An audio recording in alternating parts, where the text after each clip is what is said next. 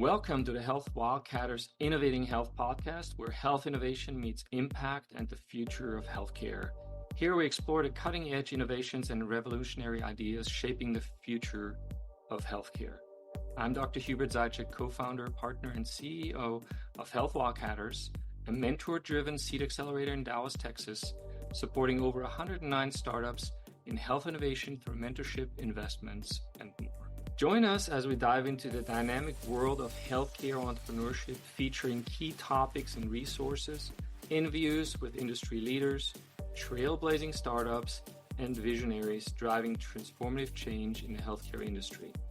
Whether you're a seasoned healthcare professional, an aspiring entrepreneur, or simply curious about the future of health, this podcast is your trail to the forefront of innovation. Okay, today we're going to talk about incubators and accelerator, which one is the right fit for you. So that is actually a topic you can probably write a whole book on, but there is an article in Entrepreneur Magazine that I wrote on that exact topic, so you can look it up there as well. But since you're here, we might as well go through my points on that subject. The two terms get used interchangeably quite a lot, and yet I think there are some hallmarks of what each is and is good for that you should consider. And so I'm going to read you a couple of things here that are a little bit more thought through, and then I will give you my 2 cents on that. So incubators support startups entering the beginning stages of building their company. The startups usually possess an idea to bring something to the marketplace, but there's usually may not be a business model or direction there to bring that idea to reality. So it's really, really early. You might just be playing around with something.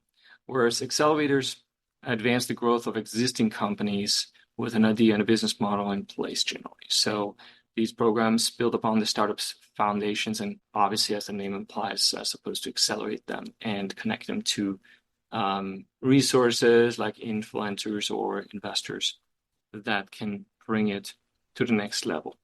So there is still some there's some crossovers between those two because we have invested in very early startups as well. Since we are healthcare investors, a startup may not be fully stuck on a business model yet, and that's okay. But at least we want to see that you have thought through the whole thing. So when you think about it, as you tinker around with a startup and thinking about starting one, incubators are going to be the place that keeps the time pressure off of you. So you can take more time to think it all through and decide on things. But when you decide to go for it, and now you have a startup, an accelerator may be a good fit for you. And that's what we're going to talk about here today. One simple way to differentiate between two is the time. So an incubator usually gives you more time. So you might get a desk assigned in the incubator or an office, and you're going to have 1, 2, 3 years to work on your startup. And that's and they're going to have access to a lot of resources. You're going to have access to a lot of other things, but you're not necessarily there and arriving at the same time as others do. Whereas in the accelerator program, it's usually a structured program for 3 to 4 months. It can be shorter, it can be longer, but it is also usually cohort driven, meaning everyone starts on the same day and ends on the same day. And there's a structured program in there. Now, I want to scare you because yes, we have a structured program, but we're dealing with what I call real startups, meaning you are a CEO, you have a team. We're not going to tell you which day to report where for what, even though we have 10 events a week that we offer you. We also understand you run a business. And in the course of running your business, you might have business meetings you need to take. We hope that you can juggle them around our schedule, but if you can't on any given day, we offer it on Zoom as well. And so therefore, you can even have it follow it after it has happened on the recorded version. So it's not the same. We encourage in-person participation, but that said, we respect what you're up to and what you're doing. And so we we're able to navigate that with you. Just because the program ends doesn't mean our relationship ends. So we're going to continue to support you along the journey of your success. We'll go into that in a second. So now let's look a little bit at the application process. How does that work in Incubator versus in Accelerator? So Incubator is generally tasked with helping local regional businesses. So the idea is to commercialize intellectual property from university, for instance, or to create job in a certain community. So there's less emphasis on rapid growth, and it's not necessarily a bad thing, but it's more important to create the business either using the IP, which comes from university, or jobs in that community. An accelerator has, so there's a kind of an open application form, and you just apply and join the incubator. An accelerator has a formal application process. And again, don't, I'm making some big generalizations here. So there's probably some incubators that are a little bit more like accelerators, but in general terms, accelerators for sure have an application process. It's competitive to get into them. And of course, Health Wildcatters is an accelerator program. So we get hundreds of applications for each cohort, so for 10 spots. So it's highly competitive. Startups apply from all over the world to participate in the program. The goal is certainly we're in Dallas, so we do want to see you here and hope to get to know you here, but we don't have any intellectual property that we require you to use. You bring your own. We don't have any mandate that you create jobs in Dallas, even though we like that, and we certainly have plenty of startups that have stayed in Dallas. And if it's the right fit for you, then we love it, of course, and you will be connected to the resources we have here, and it should help you. That said, if you need to be in a different locale, then so be it. We're here to help accelerate your business, no matter where you are. Now, again, with the caveat that during the accelerator program, we do need you to participate. And while we open that up to a hybrid participation, the more boots on the ground you have, the better. And so we try to adapt. Your business needs to be venture fundable. So we're going to be looking for investments in startups that have scalability, investment potential, and rapid growth possibilities. The environment, there's probably less difference between incubators and accelerators in the environment. It's a collaborative workspace. There's lots of mentorship. We want you to share a space with others. You meet other startups, and you're going to meet that in both cases, incubators and accelerators. Of course, accelerators have the cohort-driven program, so during those 3 months, there's going to be a lot of activity here in the collaborative workspace, but you're going to have access to a lot of resources in both cases, and there may be less of a difference there, except for the dynamics of the 3 months that the accelerator takes versus the incubator has a longer time frame. Now, one big differentiator is investment capital.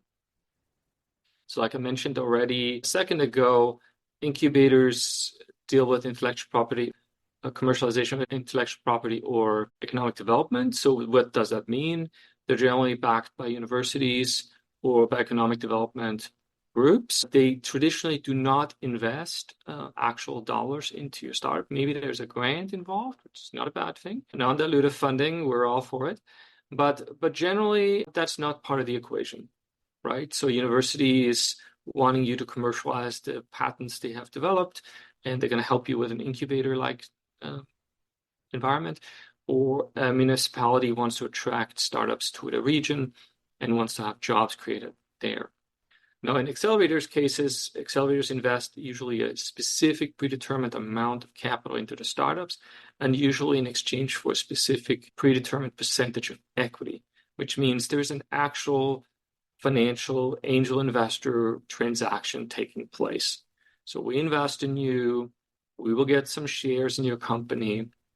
And due to this investment, of course, we bear a responsibility of following that investment on behalf of our investors, because who funds an accelerator? In the case of Health Wildcatters, it's over 200 healthcare angel investors and family offices. That's how many we have in our portfolio. And when I say that, I mean these are actually entities and organizations and people who have made at least one 5-digit investment in Health Wildcatters. So this is highly relevant to you because you want to be surrounded by a network of people who have actually made early stage, high risk healthcare angel investments.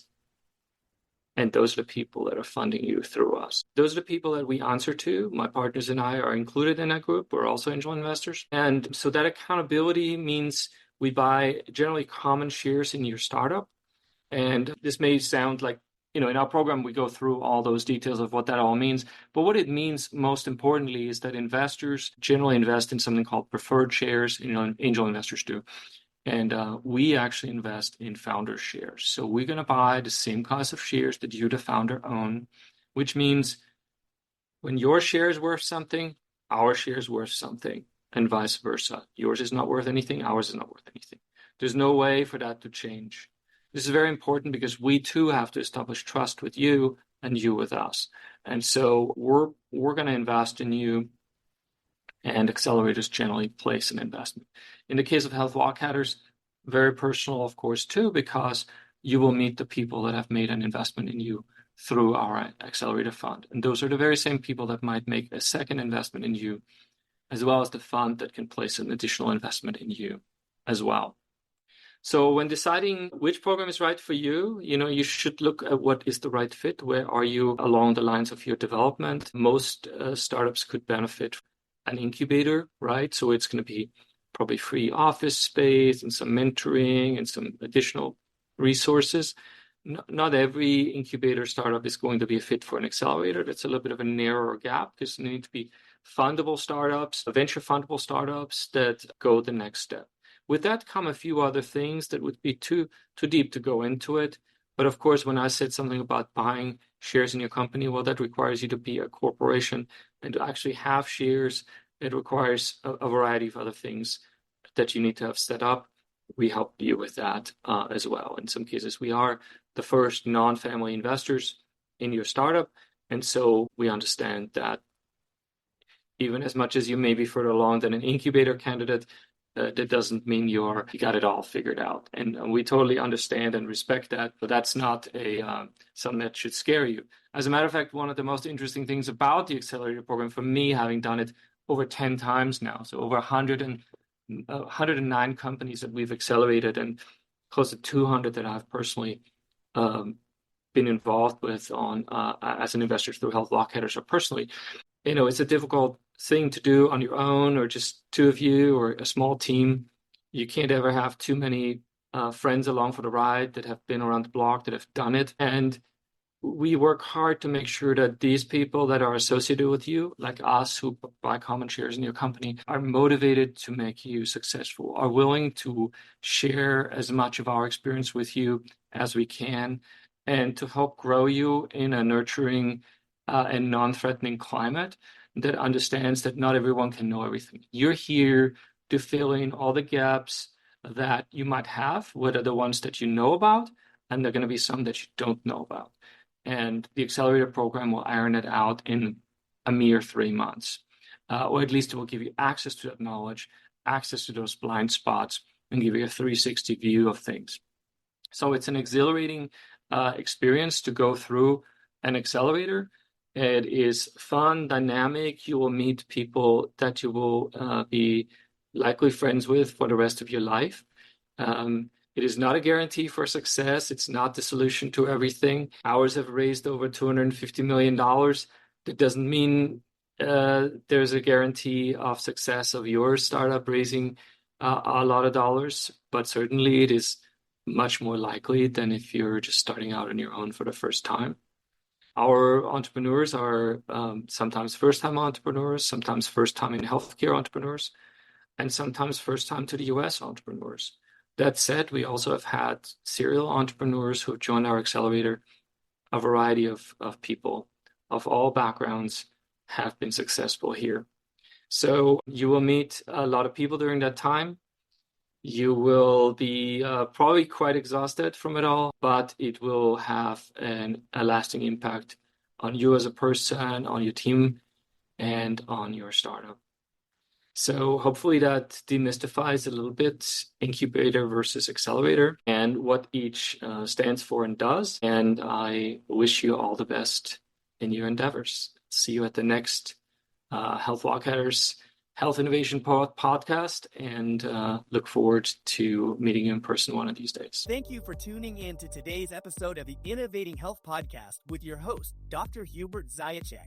Be sure to follow and subscribe to stay updated on the latest cutting-edge innovations and revolutionary ideas shaping the future of healthcare.